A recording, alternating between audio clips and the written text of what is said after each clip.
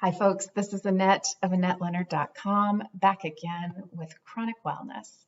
Thanks so much for tuning in. Today, we are continuing with part 2 of my interview with Mike Murray, who is an educator and author of the book, My Pain Body Solution. And we are going to jump back in now to part 2 of my interview.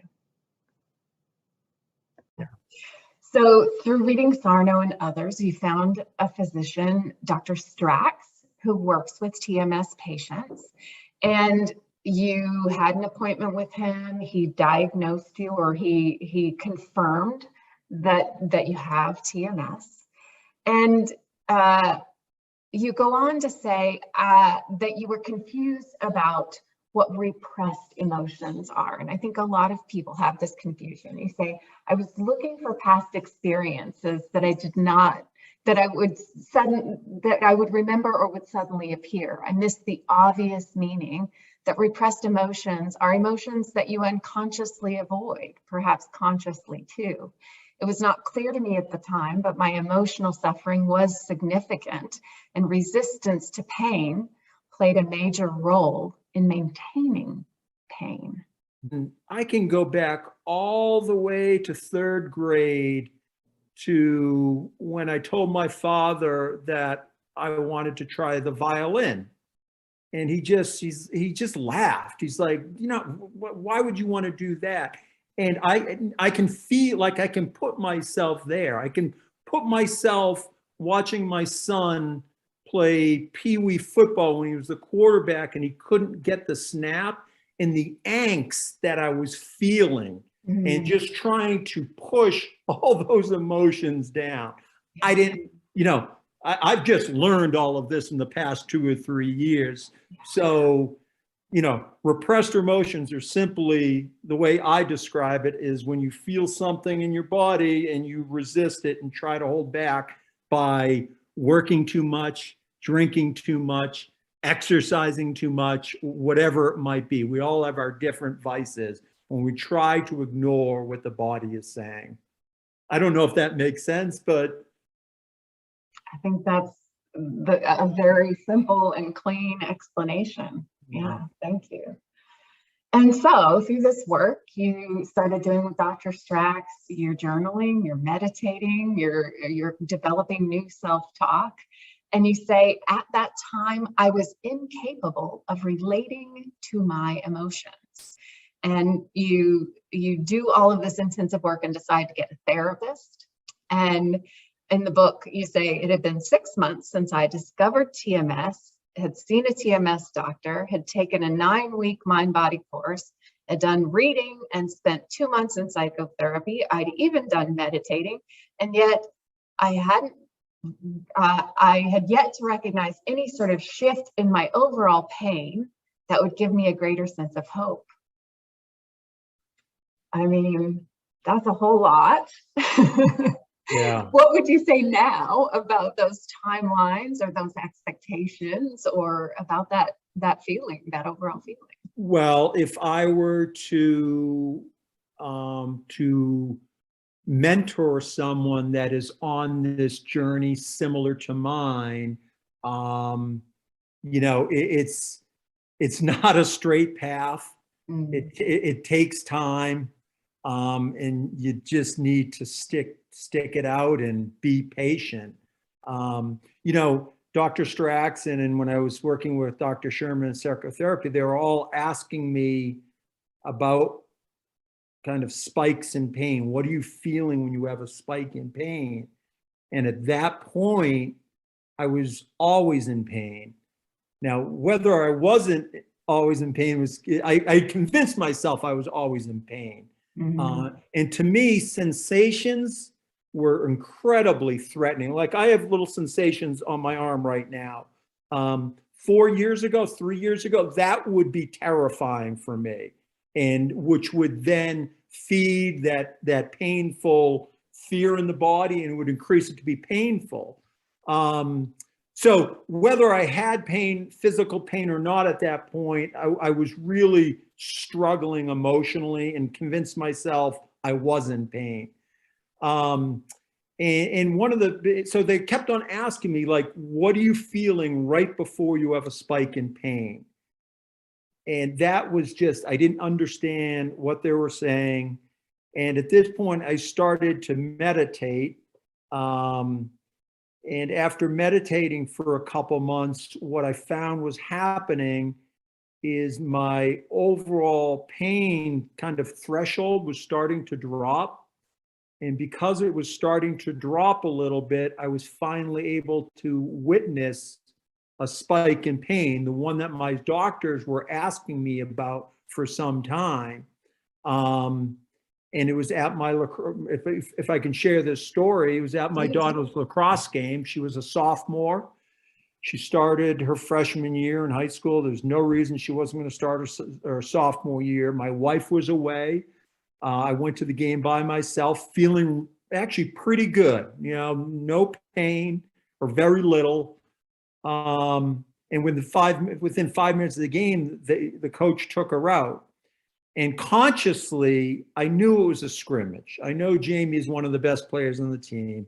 I know the coach was just trying out different players for the scrimmage. I knew all of this. But all of a sudden, I felt this just incredible angst in my stomach that kind of rose up.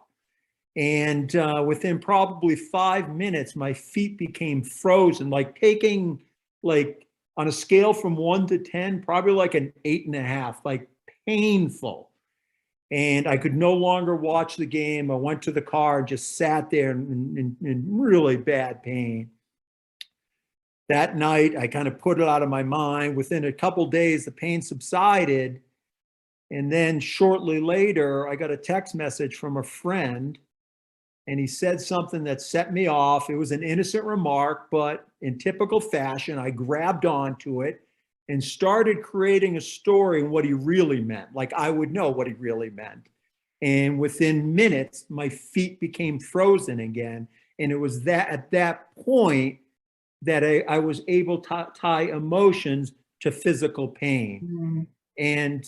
And I describe in the book that when they were asking me to pay attention to what happens right before you have a spike in pain, I thought they were talking about kind of emotional angst. And that is what you do need to look for that. But something else happens in the body. You're smiling, so I think you know what I'm saying, or you probably feel it too. But something happens in the body before, and it's probably unique to all of us.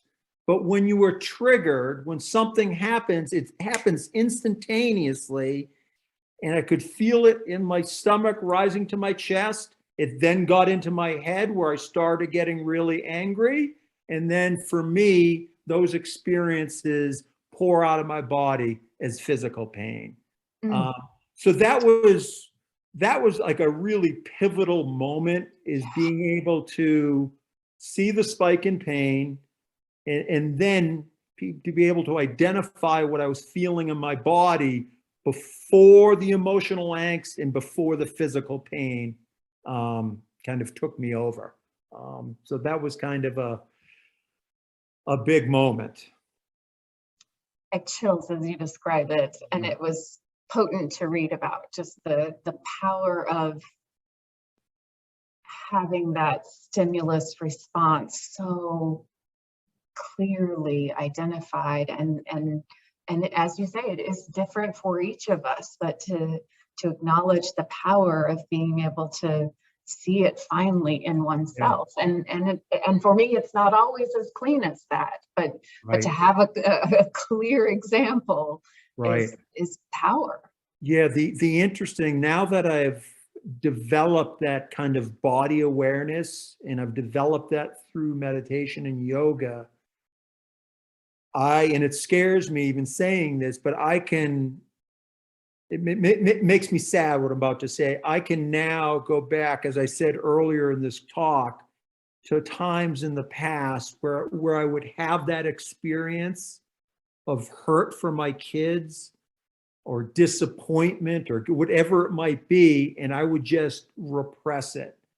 and my body essentially could take no more. And that's kind of what it's come down to, is I have held things in for so long, and I kind of hid behind this veneer of success, thinking money can buy you happiness, and money makes life easier, no question about it.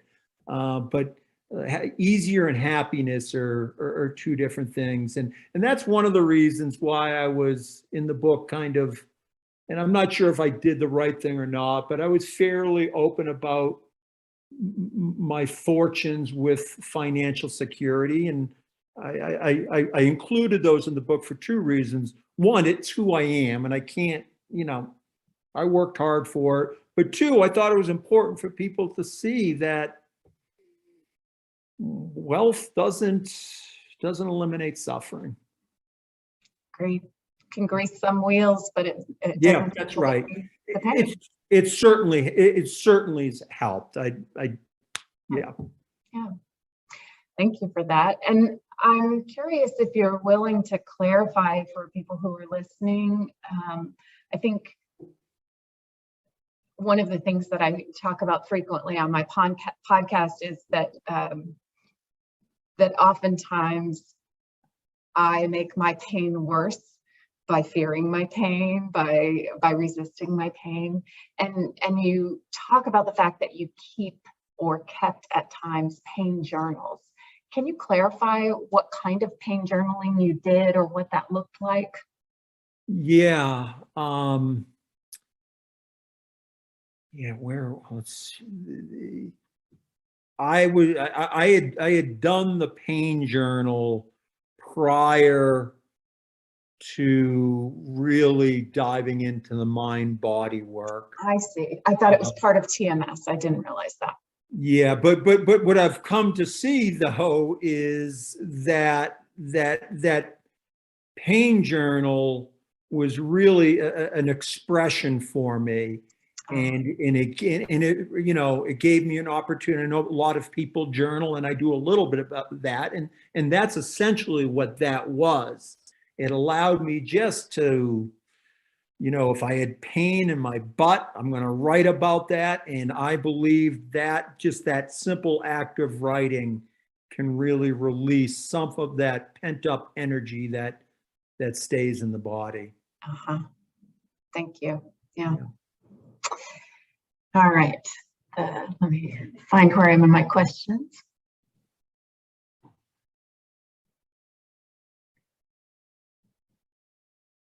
I'm just going to highlight a few really beautiful things that you wrote. You say, I now recognize that healing happens when we put in the work and create deep changes by connecting with our true self. You go on to describe, after working with meditation and describing a few moments of really being present and having a couple of experiences of meditative peace, you say, my pain was not different. It really had not improved. The cycle of pain was still in place, but I was at peace. I was the witness to my calm center. Yeah. Can you describe how that is a shift? Yeah, as I said earlier, anytime I had pain, it was just so incredibly threatening to me. And it would consume me because I had I had retired for two reasons. One, I had this imposter syndrome. I felt like everything I did was with smoke and mirrors, but also to pursue the things I love to do in the outdoors. So anytime I had physical pain, it was so incredibly threatening. So that scene you're describing from the book was incredibly powerful because it shocked me that I could be in pain, but I could still find some peace. And to me, that's what this journey is all about. I hope I can keep my pain away.